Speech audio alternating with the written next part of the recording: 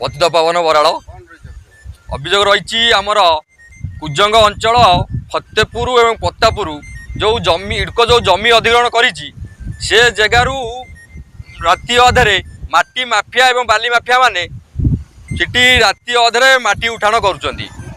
ସେଠି ତହସିଲଦାର ଏବଂ କୁଜଙ୍ଗ ପ୍ରଶାସନ ନିରବତା ସାଜିଛନ୍ତି ଏବଂ ତାଙ୍କଠାରୁ କିଛି ମୋଟା ଅଙ୍କର ଟଙ୍କା ନେଇ ରାତିରେ ଶୋଇପଡ଼ୁଛନ୍ତି, ଯେଉଁଥିପାଇଁ କି ମାଟି ମାଫିଆ ମାନେ ଜୋର ଜବରଦସ୍ତି ଗାଁ ଗଣ୍ଡାରେ ମାଟି ଗାଡ଼ି ଚଲାଉଛନ୍ତି ଏବଂ ସାଧାରଣ ଲୋକମାନେ ବହୁତ ହଇରାଣ ହେଉଛନ୍ତି। ଯଦି ପ୍ରଶାସନ ଭାଇମାନେ ଏବଂ ତହସିଲଦାର ଏଥିପ୍ରତି ଧ୍ୟାନ ନ ଦିଅନ୍ତି ତାହେଲେ ଆଗାମୀ ଦିନରେ କୁଜଙ୍ଗ ଫତେପୁର ଏବଂ ପତ୍ତାପୁର ଅଞ୍ଚଳର ଜନସାଧାରଣ ମାନେ ରାଜରାସ୍ତାକୁ ଓହ୍ଲାଇବେ।